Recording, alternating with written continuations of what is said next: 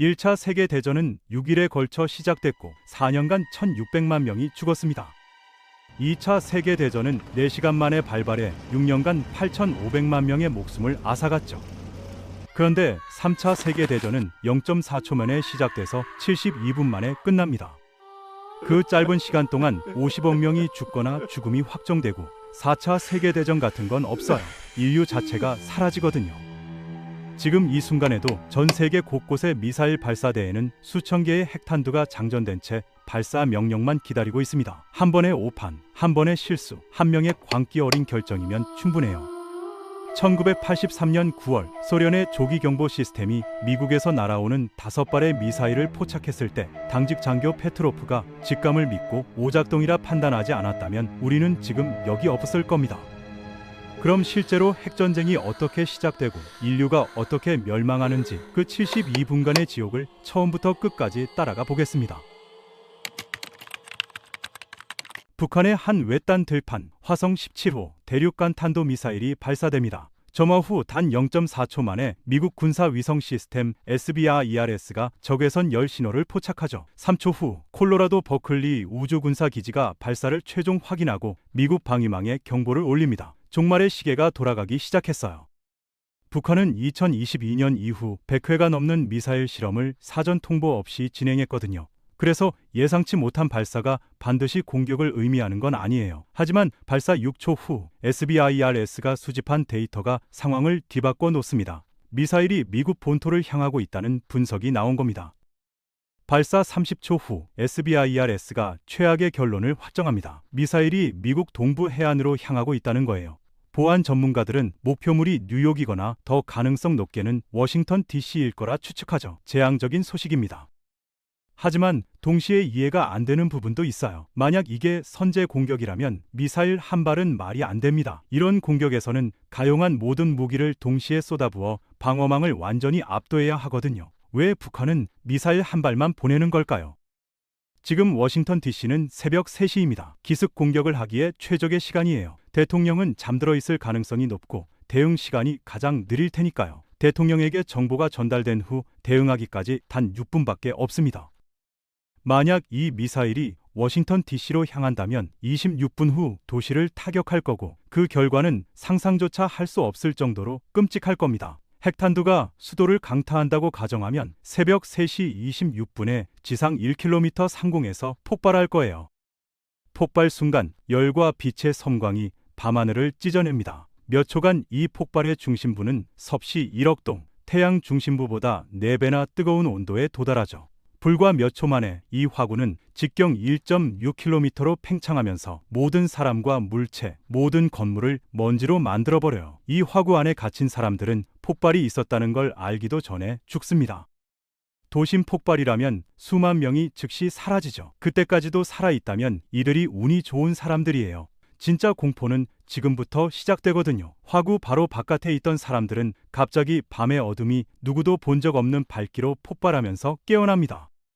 반경 16km 내에서 폭심지를 마주보던 모든 사람이 실명 상태가 되어 이 성광과 함께 반경 5km 지역에 엄청난 열파가 퍼져나가죠. 워싱턴 DC는 이제 불바다가 됩니다. 불이 붙을 수 있는 모든 것이 불타기 시작해요. 침대에 누워있던 사람들이 침대 시트와 머리카락, 피부에 불이 붙으면서 화염에 휩싸입니다. 이 모든 게 폭탄이 터진 후 단 3초 안에 일어나요. 약 50만 명이 지금 불타고 있거나 곧 불에 타 죽을 화재 속에 갇혀 있습니다. 이 화재 폭풍 속 사람들 중 90%는 몇 초 이상 버티지 못할 거예요. 어떻게든 살아남은 10% 중 3도 화상이 보편적이며 종종 근육까지 파고들어 몸을 태워버리죠. 3도 화상은 즉각적인 전문 치료가 필요한데 워싱턴 DC 지역 전체에 전문 화상 병상이 30개밖에 없어요. 그런데 지금 약 5만 명이 이 병상을 필요로 합니다. 하지만 도움은 오지 않을 거예요. 화구 다음에는 충격파가 오거든요. 폭발 약 5초 후 거대한 충격파가 중심부에서 뻗어나갑니다. 충격파의 폐가 무너지고 고막이 터지며 장기가 기능을 멈춰요. 사람들이 고속으로 벽과 자동차, 잔해에 내동댕이 쳐지면서 골절과 척추 손상을 입습니다. 건물도 무너져 내리면서 더 많은 사람들을 잔해 아래에 가두죠. 유리, 금속, 나무 같은 날카로운 파편이 치명적인 속도로 공중에 날아가 참수, 절단, 관통을 일으킵니다. 폭발 30초 후 화구였던 것이 상승하기 시작하면서 상징적인 버섯구름이 형성됩니다. 이 연기와 먼지는 한때 도시였던 것에 타버린 잔해예요. 벽돌, 시멘트, 사람들, 자동차가 이제 버섯 줄기의 일부가 된 겁니다.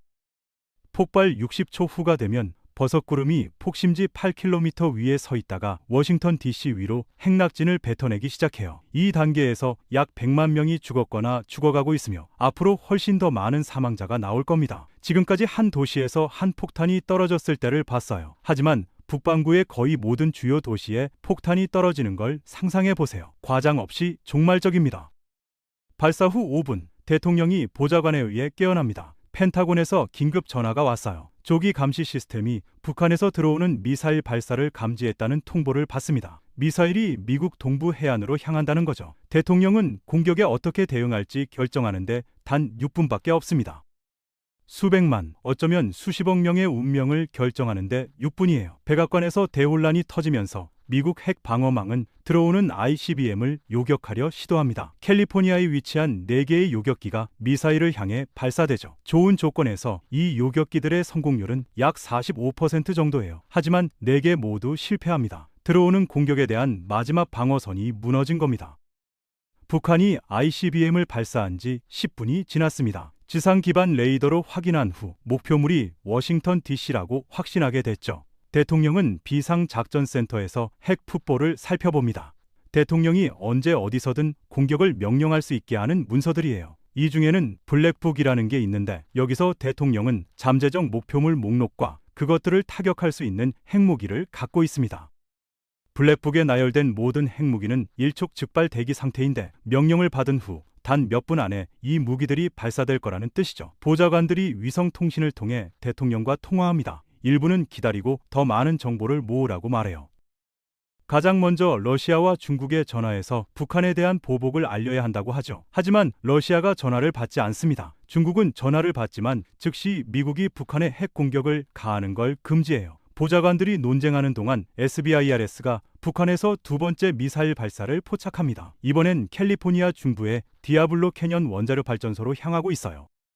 워싱턴 DC를 겨냥한 폭탄이 파괴적이라면 이 두 번째 목표물은 완전히 재앙적일 겁니다. 원자로가 폭발하면서 기화된 핵이 토양 및 바닷물과 융합해 독성 폭풍 전선을 형성할 거예요. 전체 지역이 봉쇄되고 인류에게 상실될 겁니다. 이 두 번째 발사로 모두의 최악의 두려움이 확인됐고 보좌관들은 동의합니다. 보복이 이제 유일한 대응이라고요. 대통령은 블랙북을 열고 목표물을 선택해요. 미국은 북한에 대해 전면 대응을 발사합니다. 총 80개 정도의 탄두죠. 하지만 비밀 경호국이 대통령을 헬리콥터로 20분 거리의 핵 벙커로 이동시켜야 한다고 결정합니다. 스트래컴은 대통령에게 범용 잠금 해제 코드를 달라고 간청해요. 대통령이 핵 공격 명령을 내릴 수 없을 경우 스트래컴이 대신 그렇게 할 수 있다는 뜻이죠. 대통령은 코드를 넘기고 헬리콥터로 옮겨집니다. 방 안에 아무도 그를 다시 보지 못할 겁니다. 스트래컴은 이제 블루클락을 작동시키고 북한에 보복하는 데 필요한 모든 것을 갖췄습니다. 발사 명령을 받은 후 미사일을 발사하는 전체 과정은 60초 이하가 걸려요. 80개의 미사일이 이제 북한으로 향하고 있습니다. 수백만, 아마도 수천만 명이 이제 죽을 거예요. 하지만 한 가지 문제가 있습니다. 북한으로 가는 길에 이 미사일들이 북극을 넘어가고 결정적으로 러시아 자체를 넘어가거든요. 러시아는 이 미사일들이 북한을 타격하려는 의도라는 걸 전혀 몰라요. 러시아의 탐지 시스템이 방금 공중을 날아가는 80개의 미국 미사일을 발견했는데 그중 적어도 50개가 현재 러시아로 향하는 궤도에 있습니다. 40년 전 페트로프는 5발의 미사일을 보고 오류라고 판단했어요. 기습 공격이라면 수백 개의 미사일이지 5개가 아니니까요. 그는 오경보로 보고했고 맞았습니다. 직관을 따라 세상을 구했죠. 하지만 이번엔 그런 일이 일어나지 않습니다. 적어도 50개의 미사일이 러시아로 향하고 있는데 신호는 분명해요. 이건 계획된 공격입니다. 러시아의 크렘린에서는 백악관이 25분 전 그랬던 것과 같은 패닉 상태가 됩니다. 워싱턴과 연락하려는 필사적인 시도가 이뤄지지만 아무도 전화를 받지 않아요. 러시아는 미국 정치 지도부의 대부분이 죽었다는 걸 모릅니다. 대신 이게 공격이라고 가정하죠. 똑같은 광란의 일련의 사건 속에서 러시아는 공격이라고 생각하는 것에 대응합니다. 압도적인 핵무기 무기고가 이제 미국을 향해 발사돼요. 러시아에서 날아오는 수천 개의 목표물을 격추하기 위해 미국의 마지막 40개 요격 미사일이 투입됩니다. 하지만 몇 가지 성공은 중요하지 않아요. 게임은 끝났습니다. 미국은 이제 끝장났어요. 행정부의 살아남은 목소리들이 러시아와 연락하려 애쓰지만 너무 늦었습니다. 핵미사일이 발사되면 회수하거나 원격으로 비활성화할 수 없거든요. 발사는 되돌릴 수 없는 행위입니다. 러시아가 핵무기고 전체를 동원한 전면 공격으로 미국을 공격했어요. 대응이 있어야 합니다. 승계 서열에 있는 몇몇이 인류를 위해 주장하죠. 미국이 파괴될 게 보장됐다고 해서 나머지 세계가 핵 홀로코스트에서 불탈 필요는 없다고요. 미국의 대응은 아무것도 하지 않는 것이어야 한다고 말입니다. 하지만 스트래컴은 납득하지 않습니다. 스트래컴 사령관은 지난 수십 년을 핵전쟁의 냉혹한 논리를 연구하는 데 보냈거든요. 교리는 명확합니다. 미국이 핵 공격을 받는다면 압도적인 힘으로 대응할 거라는 거죠. 예측 가능하게도 비극적으로 더 많은 핵이 발사됩니다. 이번엔 수백 개의 핵입니다. 러시아로 돌아가는 보복이죠. 나머지 핵무장 나토 회원국들이 공격에 합류하고 러시아는 차례로 유럽과 다른 나토 목표물에 미사일을 날려버립니다. 전면적인 핵 아마겟돈이 현실이 됐어요. 북한에서의 첫 번째 발사 후 단 72분 만에 세계는 불타고 있고 수십억 명이 죽을 겁니다. 즉각적인 여파로 사상자가 엄청납니다. 화재 폭풍이 도시 전체 블록을 집어삼키고 충격파가 전체 동네를 평평하게 만들었으며 방사선이 생존자들을 조용히 독살하기 시작했어요. 워싱턴 DC에서 묘사된 것과 같은 공포가 이제 북반구의 모든 주요 도시에서 일어나고 있습니다. 이어지는 몇 시간 동안 살아남은 의료센터는 수만 명의 생존자들로 압도당합니다. 전기도 없고 수돗물도 없고 약도 거의 없어요. 더 이상 사람처럼 보이지 않는 사람들이 부서진 병원으로 몰려들어 긴급 치료를 절박하게 원하죠. 이어지는 며칠 동안 사회의 붕괴가 가속화됩니다. 댐과 중요 인프라가 무너지면서 홍수와 2차 재해를 만들어내는 것이죠. 정부는 무정부 상태가 되었고 통신망은 폐허가 됐습니다. 물, 하수도, 전기 시스템이 파괴되면서 폭발에서 살아남은 사람들은 기아, 탈수, 질병으로 죽어갑니다. 장티푸스, 콜레라와 같은 질병이 약해진 생존자들을 찢어발기죠. 낙진이 도시와 마을, 시골을 똑같이 덮어버립니다. 보이지 않지만 치명적이며 바람을 타고 수백 킬로미터까지 방사선을 운반해요. 앞으로 몇 주 안에 이 방사선이 생존자들을 물어뜯기 시작합니다. 이전에 건강해 보였던 사람들이 갑자기 아파올 거예요. 설사, 구토, 방사선 화상, 실명, 피를 기침하는 거죠. 가장 심하게 영향받은 사람들은 숨쉬는 동안 내부에서부터 썩어갈 것입니다. 폭탄이 떨어졌을 때 벙커에 대피한 사람들은 발전기 연료가 떨어질 때까지만 거기 머물 수 있어요. 보통 2주 정도죠. 그들이 나타나면 황량하고 거의 외계 같은 풍경만 발견합니다. 그 후 몇 달 동안 중기적 결과가 더욱 음울한 피해를 입혀요. 방사선 질환이 정점에 도달합니다. 내부 출혈, 탈모, 장기 부전, 공격적인 암이 모두를 쓰러뜨리죠. 이용 가능했던 남은 식량은 이미 분배됐어요. 대부분의 생존자들은 큰 그룹으로 이곳저곳을 배회하면서 감염된 상처를 돌보고 잃어버린 사랑하는 사람들을 찾고 썩은 음식을 찾아 헤맵니다. 1년 내에 세상은 영원히 변합니다. 핵 겨울이 찾아와 지구 전체를 어둠과 추위 속에 던져넣고 전체 대륙에 걸쳐 농업을 폐쇄하죠. 사회제도, 의료, 교육이 거의 완전히 사라집니다. 기아와 질병이 수십억을 죽여요. 유럽 본토의 기온이 한 번에 몇 달 동안 영하로 떨어집니다. 기본적인 문화적 기억이 위험에 처하죠.